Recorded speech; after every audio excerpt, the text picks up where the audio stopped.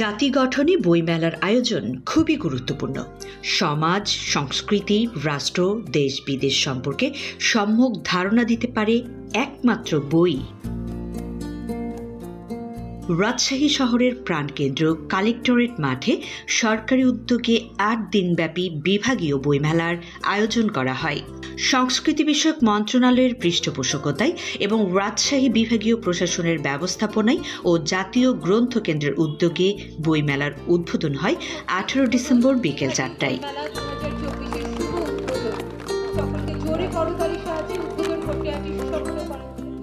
এতে উপস্থিত ছিলেন রাজশাহী বিভাগ প্রশাসনের কর্মকর্তাগণ ও জাতীয় গ্রন্থ কেন্দ্রের পরিচালক আফসানা বেগম। আমরা প্রধানত জেলা শহর বা বিভাগীয় শহরে রাজধানীর বাইরে এই আয়োজনগুলো করে থাকি।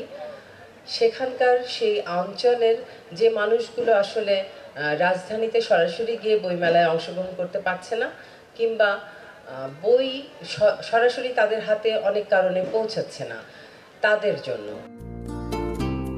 রাজশাহী তথা বরেন্দ্র অঞ্চলের প্রতিটি শহর ও গ্রামগঞ্জ থেকে বইপ্রেমী দর্শকরা মেলা শুরুর প্রথম দিন থেকেই আসতে থাকেন।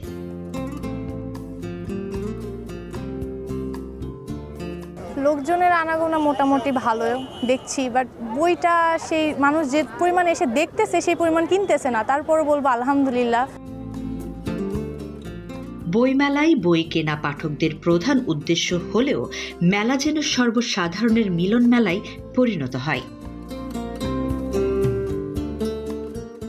বইমেলা আসলে এত কম হয় যে আমরা যদি একটা জিনিস মানুষের দূর করা পর্যন্ত পৌঁছায় দিতে না পারি, সেক্ষেত্রে কিন্তু মানুষও সেটার প্রতি আগ্রহ হারিয়ে ফেলে। মেলায় নানা শ্রেণীর, নানা পেশা ও নানা বয়সের লোকদের সমাবেশ ঘটে।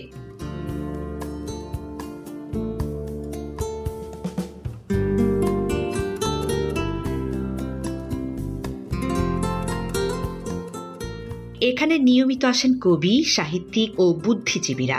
তাদের জন্য মেলার আয়োজকরা আড্ডার ব্যবস্থা রাখেন। এমনি এক আড্ডায় যোগ দেন জাতীয় গ্রন্থ কেন্দ্রের পরিচালক ও সাহিত্যিক আফসানা বেগম।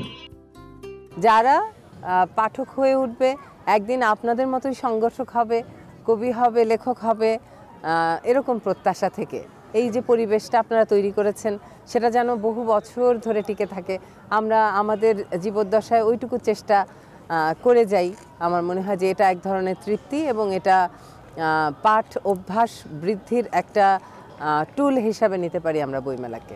রাজশাহীতে শিল্প সাহিত্য সংস্কৃতি চর্চার ক্ষেত্রে একটা উর্বর জায়গা, বরেন্দ্রের যে উর্বরতা সেটি রাজশাহীতে বরাবরই আছে। হুমায়ুন আহমেদ আমাদের মধ্যবিত্ত নগর জীবন কেন্দ্রিক যে বাস্তবতা, জীবন বাস্তবতা, এইটা হুমায়ুন আহমেদের লেখায় আমরা দেখতে পেয়েছি খুব ভালোভাবে। আমরা সেই বাংলাদেশ, সেই বাঙালি, এ নিয়ে আমার কিছু বলার নাই। আমার শুধু একটাই কথা বলা যে আমি চাই প্রত্যেকটা শিশু মানসিকভাবে সুস্থ হয়ে বড় হোক। কবি সাহিত্যিকদের আসলে উদার হওয়া উচিত, একেবারে উদার। তাদের কথাবার্তা হবে সার্বজনীন, দলমত নির্বিশেষে হবে তাদের কথাবার্তা। আমি একজন সংগ্রামী ব্যক্তিও ছিলাম ছাত্র জীবনে, এটাও ঠিক। সেই জন্যে আমি লেখক, সাহিত্যিক, সাংবাদিকদেরকে খুবই শ্রদ্ধা করি। আমাদের লেখকদের উচিত হলো নিজের পরিচয় দেওয়া না, লেখক কারা একটু খুঁজে বের করা আর কি। আজকে 40 বছর পরেও যদি বলতে হয় যে আমি অমুক। সেটা আমি একসময় সাংবাদিকতা করেছি, তো সংবাদের একটা মৌলিক দৃষ্টিভঙ্গি হচ্ছে এইটা যে ঘটনা যেটা অবিকৃত আপনি বলবেন, এইটা কোনো পরিবর্তন করতে পারবেন না। আমি মনে করি সাহিত্যের ক্ষেত্রে এটা সত্য। লেখক মানে কি, লেখক মেসেজ দিবে, লেখক সমাজের কুলুষতাকে দূর করার জন্য লিখে যাবে, লিখতেই থাকবে। আমরা একটা সমাজকে ইচ্ছে করলে আমরা একটা সমাজকে একটা সুশীল সমাজ হিসেবে গড়ে তুলতে পারি এবং আমরা একটা সমাজকে ডুবাতেও পারি। হাজার মানুষের বুক ভরা দীর্ঘশ্বাস, সন্তানহারা কত মায়ের অব্যক্ত হাহুতাস, বিষাক্ত হয়েছে সেদিন আকাশ বাতাস। এই যে ৭১-এর গণহত্যা নয়, এই যে ২৪-এর হত্যা যজ্ঞ। একজন লেখে অথচ সেই সমাজের কথা নেই, সেই সমাজের উপমা নেই, অন্য জায়গার উপমা আছে। আমি মনে করি এটাও এক ধরনের কাস্টমাইজ চিন্তা চেতনা। সুতরাং আমার সমাজের কথা থাকতে হবে। উর্দু সাহিত্যের ছাত্র হিসেবে হঠাৎ করে আমার ভেতরে উর্দুর দুটা লাইন উদয় হলো আফসানাকে কেন্দ্র করে। তা আমি একটু শোনাতে চাই, দুইটা মিসরা অর্থাৎ একটা শের। हम सुनाना चाहते थे जिंदगी के अफसाने लेकिन रोक लिया मुझे वक्त के जंजीर ने। অর্থাৎ আমার অনেক কথা, আফসানা মানে হচ্ছে আখ্যান বা উপাখ্যান, গল্প। আমরা উর্দু সাহিত্যে আফসানা বলতে বোঝায় শর্ট স্টোরিকে। তো এখানে ম্যাডাম নিজে উপাখ্যান হিসেবে উপস্থিত হয়েছেন, আমি আর কি উপাখ্যান বলবো। বইমেলায় তারুণ্যের আনাগোনাটাই বেশি, কারণ তরুণ সমাজ জানতে চায়, তাই তারুণ্যের উচ্ছ্বাস মেলার সর্বত্রই দেখা যায়। দোকানে দোকানে গিয়ে তন্ন তন্ন করে পছন্দের বইটি খোঁজেন তারা।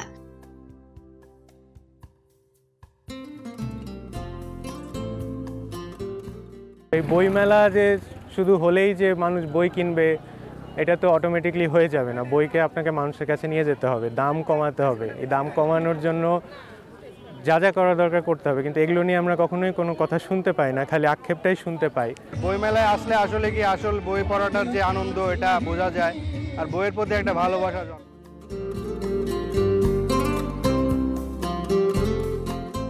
বই পাগল শিশুরাও কম নয়। অভিভাবকরা শিশুদের নিয়ে মেলায় আসেন, সত্যি তাদের উচ্ছ্বাস দেখার মতো। আমি ঘুরে ঘুরে দেখছি, তারপর কিনবো।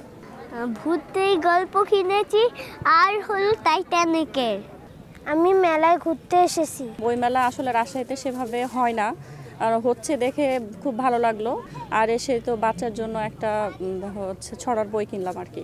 আসলে বাচ্চারা মেনলি প্রথমেই দেখে কাভার পেজটা কতটা কালারফুল, এই জিনিসটা কিন্তু বাচ্চারা সর্বপ্রথম দেখে।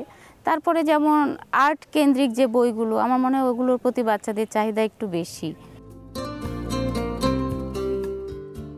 রাজশাহী বিভাগের বইমেলায় বৈষম্য বিরোধী ছাত্র আন্দোলনে অংশগ্রহণকারীরা ব্যতিক্রমধর্মী স্টল দেন।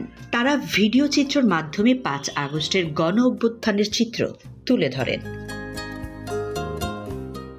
জুলাই বিপ্লবের মাধ্যমে নতুন একটা সময়ে নতুন একটা পরিস্থিতিতে পদার্পণ করছি। এই জায়গাগুলো হচ্ছে আমরা আমাদের বইমেলাতে লক্ষ্য করতে পারতেছি। এর আগে দেখছিলাম যে হচ্ছে বেশ কিছু বই নিষিদ্ধ করা হয়েছে, যে বইগুলো হচ্ছে বিভিন্ন প্রকাশনী এই মুহূর্তে নিয়ে আসছে। কোন বই কেমন হবে, কোন বই রাখা যাবে কি যাবে না, এটা পাঠকরা পড়ে বিবেচনা করবে। এর আগে অনেকগুলা প্রকাশনীকে হচ্ছে বসতে দেওয়া হইতো না, কিন্তু হচ্ছে এই মেলাতে সব প্রকাশনীর অংশগ্রহণ আছে। এখানে যেহেতু একটা বই মেলা, সাংস্কৃতিক মেলা, তো রাজনৈতিক আলোচনার চাইতে বই লেখক কিংবা এই রিলেটেড আলোচনায় হওয়া জরুরি, এই রিলেটেড আলোচনা হওয়াই হচ্ছে প্রয়োজন। প্রকাশক ও বিক্রেতারা বিভাগীয় বই মেলা নিয়ে উচ্ছ্বাস প্রকাশ করেন।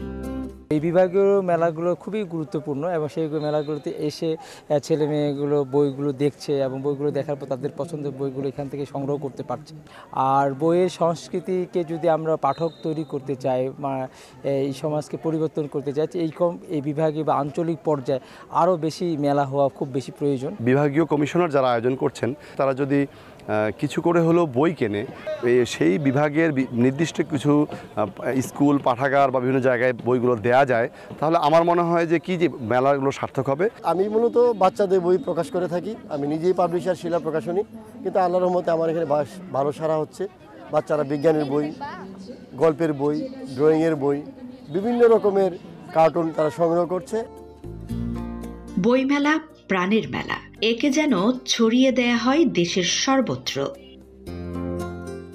মগজের উৎকর্ষতা এবং মননের শানিত করার জন্য, একটি শানিত মগজ সম্পন্ন প্রজন্ম তৈরি করার জন্য পড়ার কোনো বিকল্প নেই। বই পড়ে যে আনন্দ পাওয়া যায় সেটি তথ্য প্রযুক্তির যে কোনো মাধ্যম পড়ে সেভাবে পাওয়া যায় না। একই সাথে পাঠক এবং লেখক এই দুই শ্রেণীকে যদি তৈরি করতে হয়, বইমেলা আয়োজনের বিকল্প কিছু নেই। মেলায় সাংস্কৃতিক অনুষ্ঠানের আয়োজন ছিল প্রথম দিন থেকেই।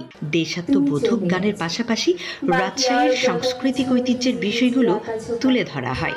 ফলে বই কেনার পাশাপাশি সাংস্কৃতিক অনুষ্ঠান উপভোগ করে বাড়ি ফিরেন বইপ্রেমীরা।